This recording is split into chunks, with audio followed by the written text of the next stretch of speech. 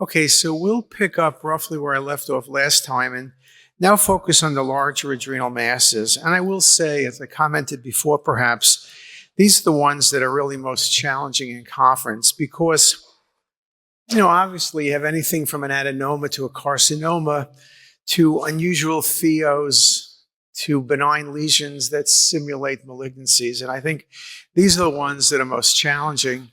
I do a conference for the faculty on fellows on Wednesdays. Typically today, I'm going to do it tomorrow. But one of the things I quiz people on are adrenal masses.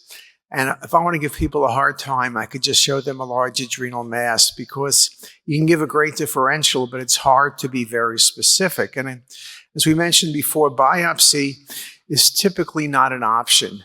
The thing that the endocrinologists and the endocrine surgeons hate the most is a radiology report that says there's an adrenal mass, advised biopsy. Okay, you can't say that. Now, occasionally you will get biopsies. Most commonly, it's a patient who's not a surgical candidate.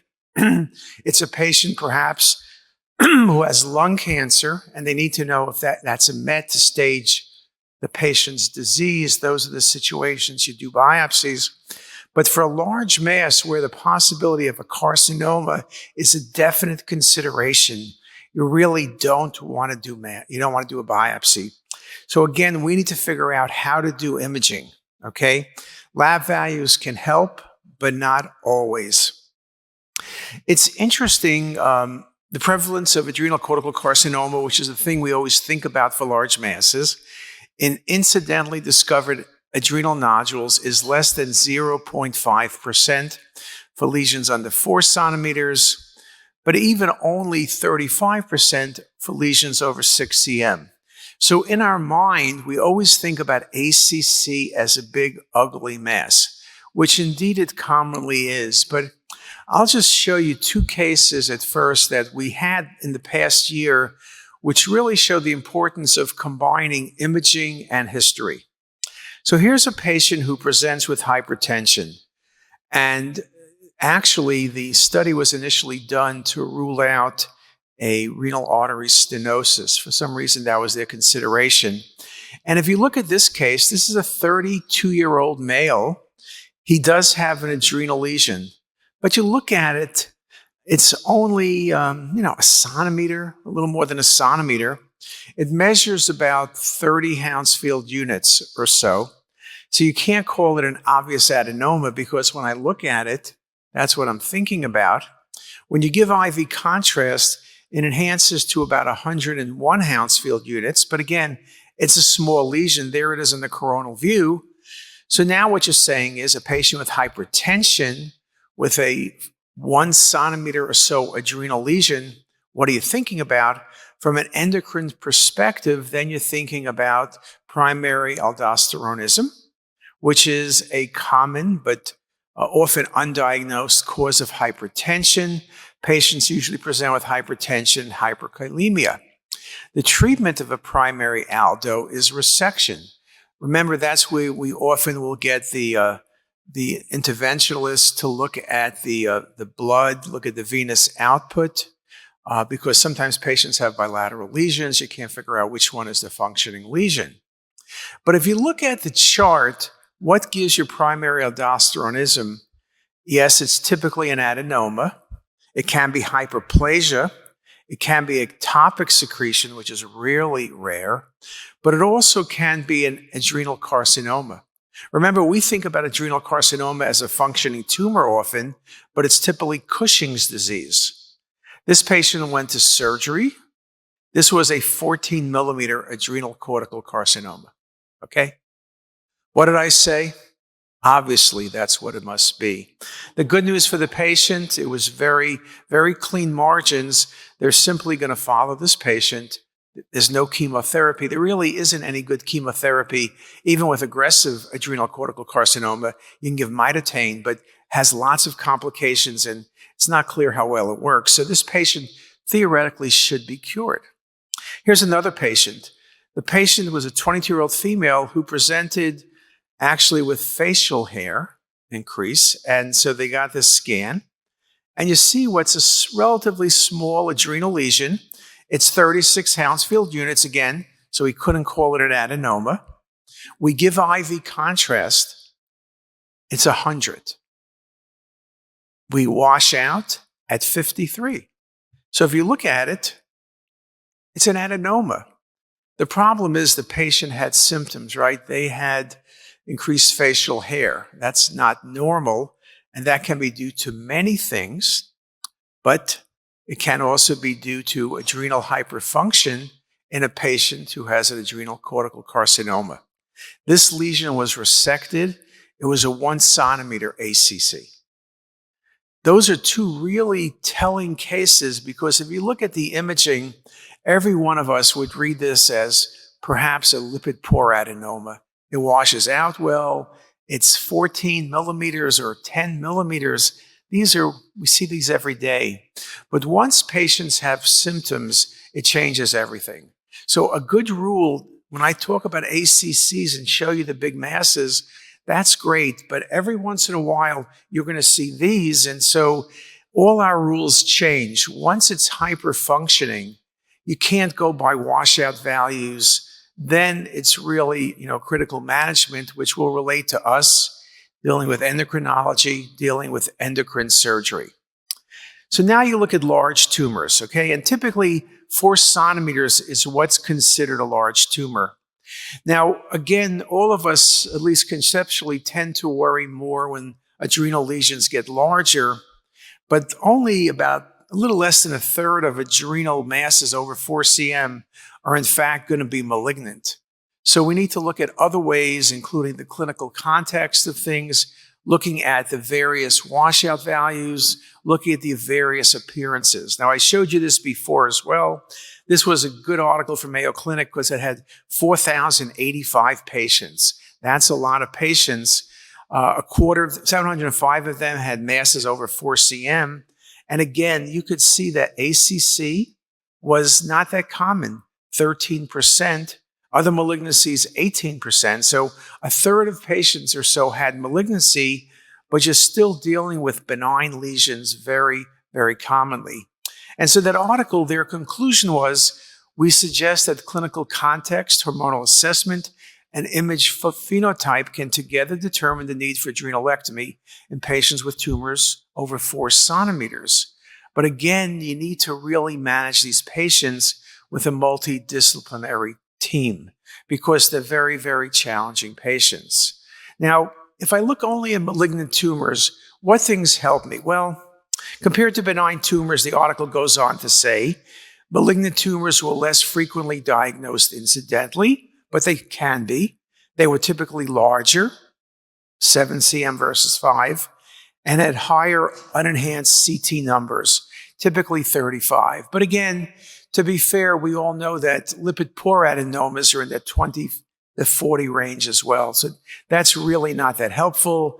Also, they mentioned older age of diagnosis, male sex, non-incidental, we mentioned, are all things that can point you to malignancy, but again, they're not going to be perfect. So again, what things do we need to look at?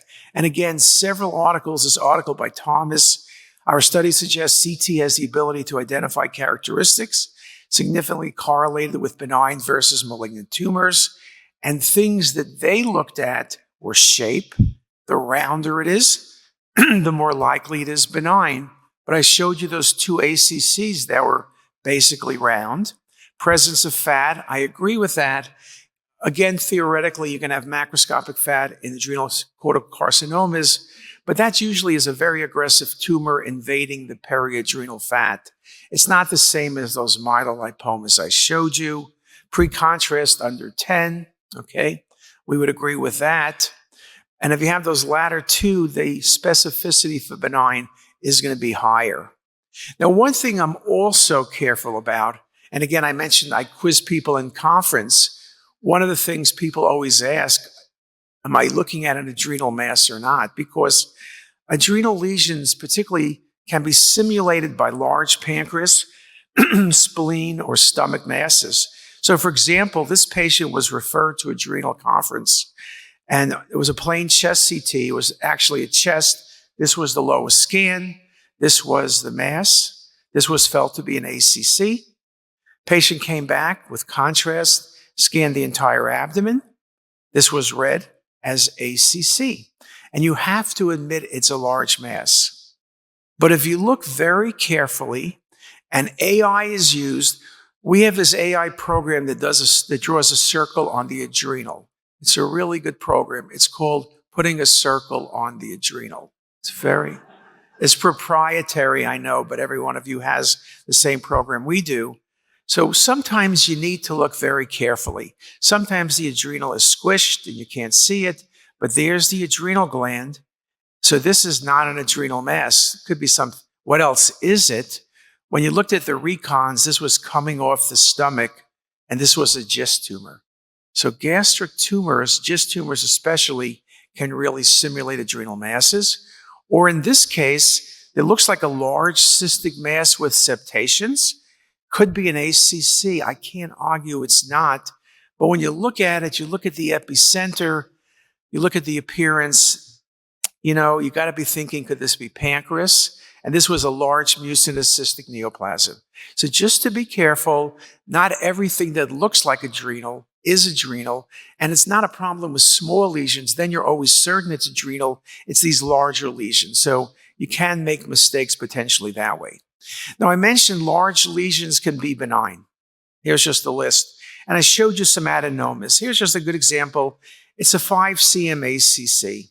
The challenge with this case is the lesion enhances and it's 5 centimeters. The rule about washout only works to 4 cm. If it's over 4 cm, you can't use that rule. And this lesion is also enhancing fairly significantly. You might be thinking about a pheochromocytoma, perhaps, that the patient's metanephrines were normal. So you're kind of stuck. The lesion washes out pretty well, but it's 5 cm. At the end of the day, they resected that lesion. It was an adenoma. Or this case, I showed you this one before, large lesions on peripheral vascularity. We're talking about a 10 centimeter mass. I'm kind of stuck when something's 10 centimeters. For me to say an adenoma, you kind of say, okay, I got to be a crazy person. It has this vascularity around it. Could it be a funny pheo? I guess it could be. It could be a MET, but the patient had no primary, and a solitary 10 cm MET happens in melanoma, happens in hepatoma, but the patient had no tumor. Could this be an ACC? I have to worry about an ACC. This patient will get resection. In my heart, it looked well-defined, and the vascularity almost made it look like a hemangioma, that peripheral puddling. It's a strange pattern of enhancement. It would be atypical for an ACC. This patient had surgery, had an open procedure. This was resected with difficulty, getting it off the IVC, getting it off the kidney. Path was very simple. Obvious adenoma, no dysplasia. Now, the big adenomas, often on the path, though we can't see it on the imaging, they will say the patient has some areas of hemorrhage, but that's just because pathologists always seem to read an area of hemorrhage in a patient with a larger tumor. I showed you an example like this before just to make the point that cysts can be large, they could be symptomatic, but typically from a differential diagnosis, it's not going to be a problem. I also showed you myelolipomas that can be large, mentioning over 5 cm, they're going to get surgery. Again, the ones that are all fat were easy, but many myelolipomas will look like this. When you look at the first image, it looks like a solid mass. There's a little bit of enhancement, but then you see the dot of fat, and you look at the entire lesion, there's that globule of fat, but that's the only area of fat in the lesion. I don't see any core calcifications. Again, you'd think perhaps could this be an ACC with some macroscopic fat, but the lesion looks so well defined. I was hard-pressed to think it was an ACC. I thought it was probably a myelolipoma, but because of size and history, it was going to be resected anyway, and this was a myelolipoma. Okay, so again, you got to think about that possibility. Now, the challenges to me, I mentioned about bleeding. Once something bleeds, it's hard to ever call it benign. You can't definitely say it's malignant either, perhaps, but you tend to worry more about malignancy. This was a patient with back pain. You find a large right adrenal bleed. I mentioned before that once something bleeds, it's kind of like the liver. When a lesion bleeds, it's often hard to tell it's a hepatic adenoma or a hepatoma. Hepatomas may be a bit easier, a cirrhotic liver, but bleeding tends to obscure a lesion. So maybe this is just a bleed from trauma or anticoagulant therapy, perhaps, but you're going to need to go back and look carefully. Sometimes doing MR early will work, but invariably the blood tends to obscure everything, and no one ever has a definitive diagnosis, perhaps. They're not going to operate on a lesion like this at this point. And you could see, what is it? I'm worrying on, here's the late imaging. I think there's a mass there. Is this malignancy? Could be. Again, metastatic disease, renal cell, lung cancer are common. Pheos can bleed, myelolipomas can bleed. This patient eventually was followed. Patient had lab values, metanephrines were high, which made life easy. This was a pheochromocytoma that bled. And pheos, in the literature, they talk about pheos rarely bleeding, but I guess in the real experience, we see a lot more pheos that bleed. So when you're seeing bleeding lesions, pheo is something good to think about. And in that scenario, just simply get lab values. And of course, once patients present with an adrenal mass that's bled, you're always going to get all the lab values, and metanephrines are going to be one of them. Another patient, right upper quadrant pain. And the interesting thing about adrenal lesions that bleed is, you're typically evaluating them because you're thinking about acute cholecystitis or pancreatitis or pyelonephritis, and no one's really thinking about adrenal. It's a large mass. There's blood in it, fairly well defined. There's not much perirenal or pararenal space involvement. This was eventually resected. Again, lab values were normal. There was no history of malignancy. No one could find a malignancy, but it was a solid mass that bled. Now there's cystic components in it, and this was an adenoma.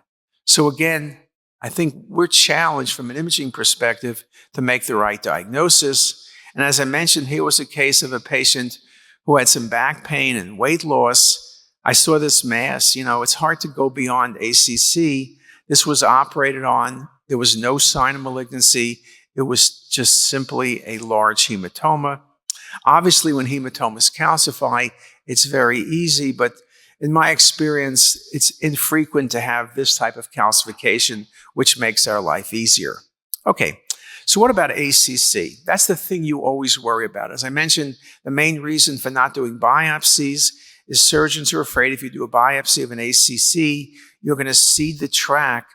The only way to cure ACC is for them to do an open procedure with very wide resection of the tumor, including doing the nodal resection.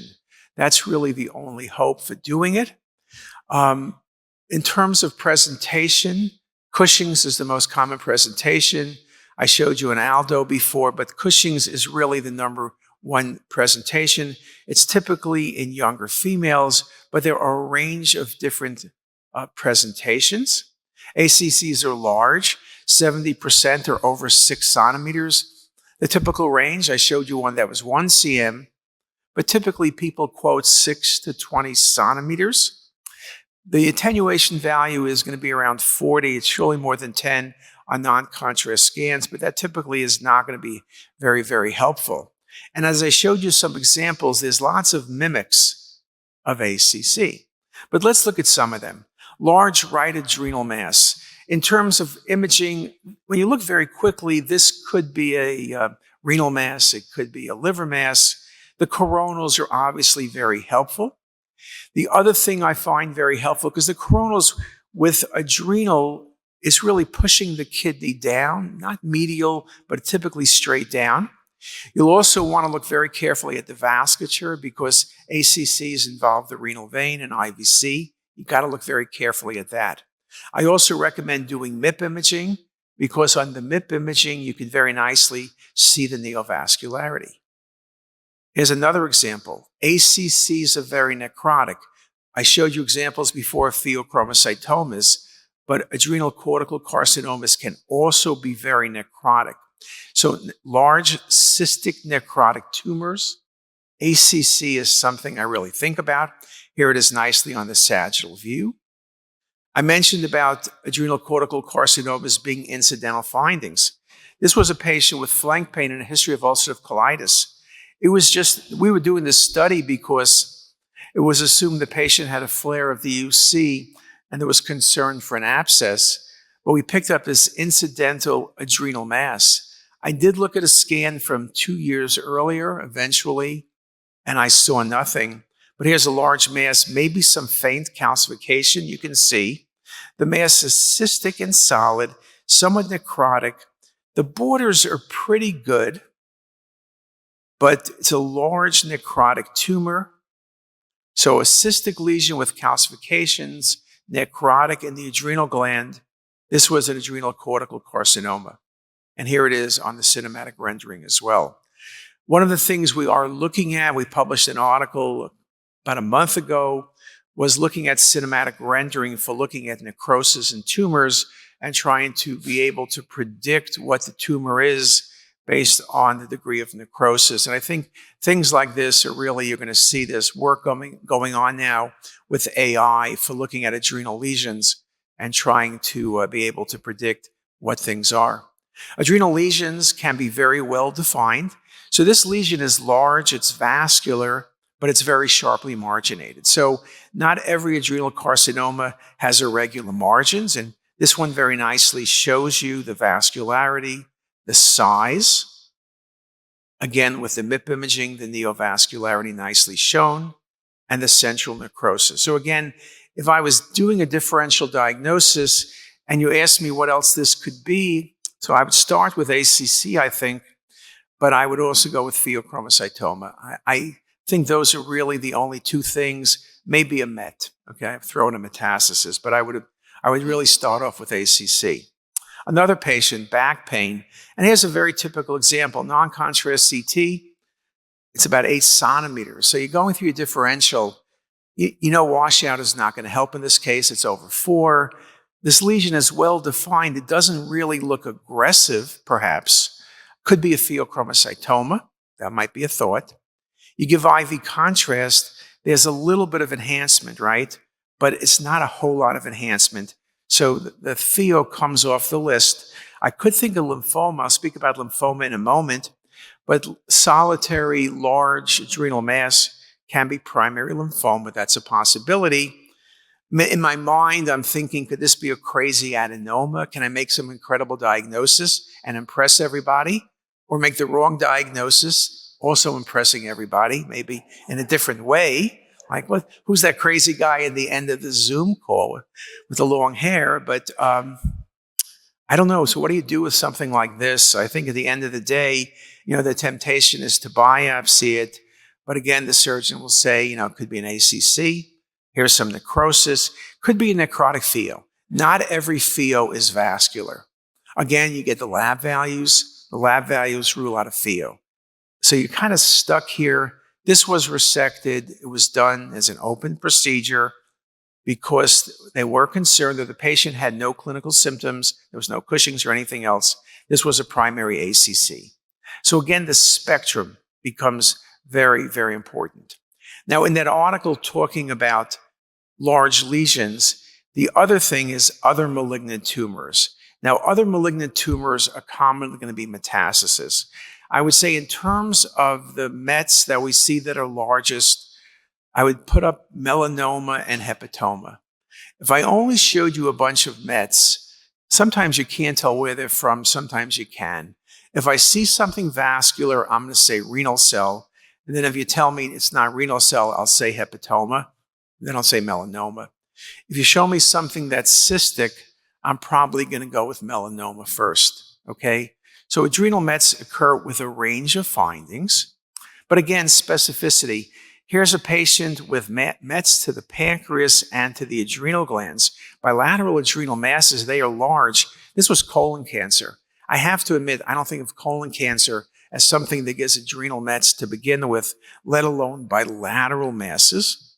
But with new chemotherapy, with patients living longer, the pattern of metastasis is going to change. We're used to looking at colon cancer metastatic within a year of diagnosis. What if you're looking at it 5 to 10 years post-presentation? Because a lot of the new chemotherapy gives really good survival, particularly in younger patients. And we are seeing more younger patients now with pancreatic cancer, with colon cancer. And in fact, this was a female, but this is metastatic disease. Cystic necrotic lesions, metastatic disease. What about this case? Non-contrast bilateral adrenal masses. The left kidney, you can see the right kidney has been resected. And sure enough, when you go to the contrast scans, look how vascular the lesions are. And yes, they are necrotic. And yes, in a differential diagnosis, you could consider pheochromocytoma, which can be bilateral. But in a patient with a primary adrenal, which had been resected, metastatic disease is what you're thinking about. Or in this example, another left adrenal mass, you go through the differential of primary tumors. But again, once a patient has a malignancy, patient had a known RCC, which was resected, you always have to favor metastatic disease. And here there's some vascularity within the left adrenal mass. But this was eventually biopsied again because the question was chemotherapy. The thought was to resect it perhaps, but they were concerned about an injury to the solitary kidney. So they said, let's just biopsy it, and then we'll give chemotherapy if it's positive. And this was metastatic RCC to the adrenal gland. Now, one of the things, at least the pitfall perhaps, I mentioned that renal and hepatoma can be very vascular. So at times, they can wash out very much like adenomas. So when they're small, it can be confusing. So we mentioned about clinical history, be very careful. Now, other thing about METs can be cystic. They can be necrotic, looking like primary tumors and necrotic pheos. This was a non-small cell lung cancer that was very necrotic. I mentioned hepatoma can be large bilateral adrenal masses. And I really like hepatoma when I see bilateral masses. Again, look carefully at the liver. A patient had cirrhotic liver and had tumor, but they can be very large and they can be very vascular. I also mentioned the other thing I think about with large metastasis, large masses in the adrenal is melanoma. Nice example, non-contrast. You can see with arterial phase imaging, not a lot of enhancement. Here it is again in coronal. This was metastatic melanoma. Now, one thing we do see occasionally, and it's good to recognize because you can look really smart, is lymphoma. Now, lymphoma, most of the time, when you see it in the adrenal, you see it in the kidneys, you see it in the liver, you see big nodes. But we're talking about primary adrenal lymphoma, where it's only in the adrenal gland. The reason it's very important to recognize is because you'd want to biopsy this, not resect it. Because you biopsy it, again, you're thinking about ACC also, but the appearance makes you think about lymphoma, and then they treat with chemotherapy. They're typically solid masses, but the thing about them, they maintain their adrenal shape. It's not the most perfect adrenal, but it kind of looks in that triangular type appearance. They're most commonly bilateral. That can help you, but they don't need to be bilateral. It's usually men, it's a bit older. 3/4 of the cases are bilateral, and about half the patients have symptoms of adrenal insufficiency. Again, often in the 10 centimeter range. So here's an example. Now here's a hard one because it's unilateral. The right adrenal looks great. It's not a very vascular lesion. There's no adenopathy. Again, in this case, I have to admit you are thinking about an ACC first. Patient was a bit older, but I have to admit there's nothing else here to make me think about lymphoma. But this was primary B-cell lymphoma. Here's another patient with an adrenal mass, but it's infiltrative to the perirenal space. I think this one, when I look at, I'm not thinking ACC, I'm thinking lymphoma. What about this case? Patient with back pain. There's the non-contrast scans, big adrenal masses, which kind of look a bit solid and a bit cystic when you go to arterial phase and venous phase imaging. What could this be? It could be METs, I guess. Maybe it's metastatic hepatoma. Patient has no primary. With a little bit of imagination, it kind of looks sort of like adrenal, perhaps. I don't know. But you got to think of METs, but there's no primary.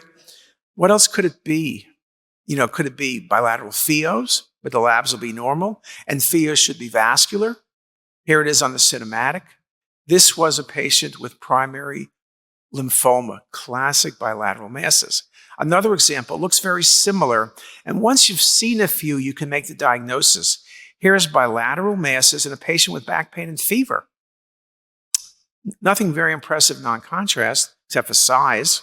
But even on the arterial, it doesn't look that impressive. On the venous, there's a little bit of enhancement, not a whole lot, but it has that, on the coronal, that kind of adrenal shape. If you have a very good imagination, we're at Disney. This is the home of the imagination. So here it's easy to recognize that this is classic primary adrenal lymphoma. Here it is, and you can see on the cinematic, it looks a little bit more cystic on the right than the left. And we did publish this article. It's worthwhile reading, I think. So again, it's something that's probably very good to think about as possibilities. Just to be complete, and I mentioned pheos before.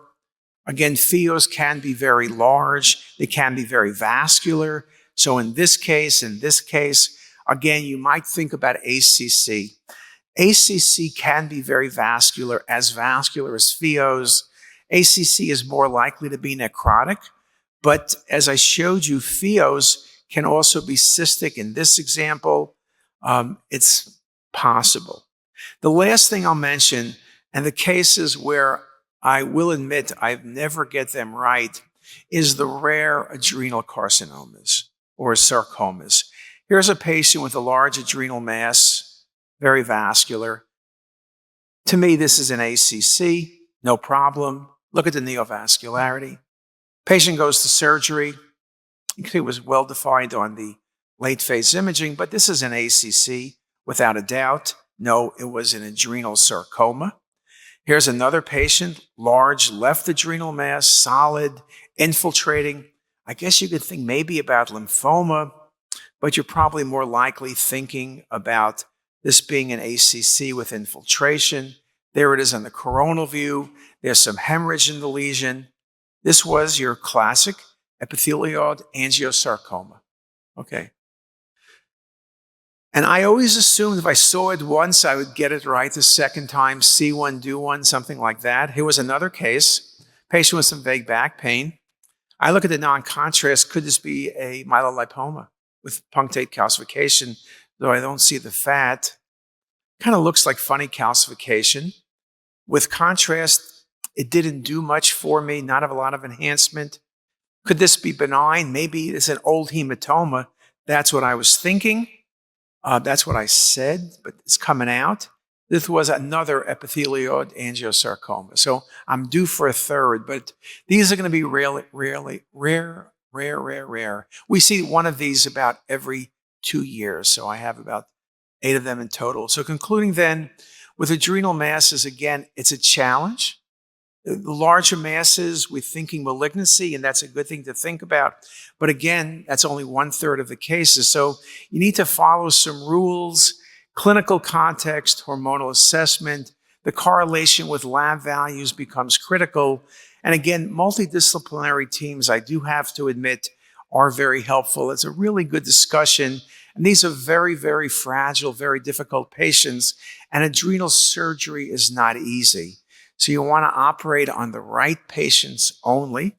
And I think radiology has a lot of, have a lot of input into what they do. So that with that, I'll stop there and thank you very much for your attention.